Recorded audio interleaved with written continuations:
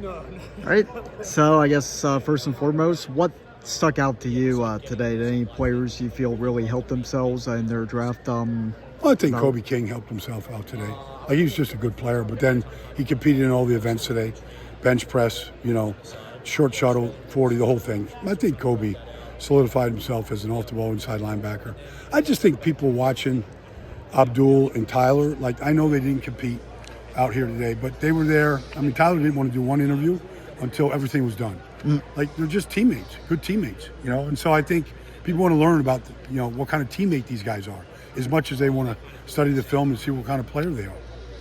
As far as those two guys go, Abdul and Tyler, when did you realize that they were guys that would be going at worst in the top 10, and in Abdul's case, maybe number 1 overall? Yeah, well, I you heard about him last year, but then, you can't help but, pay attention to, Penn State. I live in Jersey, so you watch Penn State all the time. You see some of their games. But I just thought the buzz from a lot of the scouts that I talked to, especially about Tyler early on and what kind of animal he was.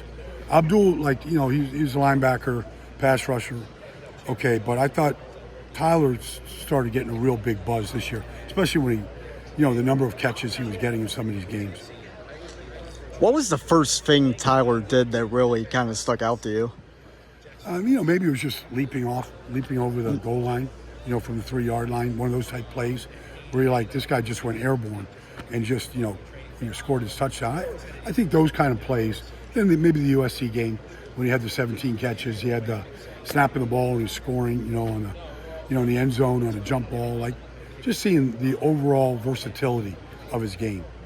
If you were running the Tennessee Titans, would you take Abdul Carter number 1? I just saw Cam Ward on Monday. They need a quarterback.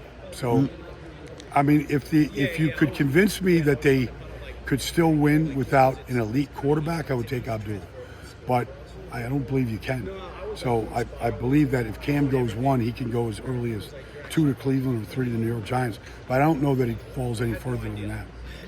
So as far as guys that have been at Penn State, obviously I have to ask you an offensive line question. Last year, Fashanu was one of the big talks. How do you feel his rookie year went with the Jets, and where do you think he could grow later in his career?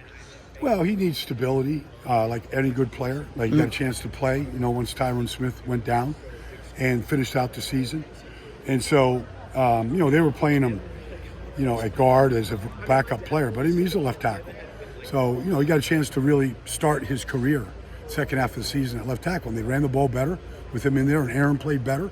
All the things that you hope happens when your left tackle steps in.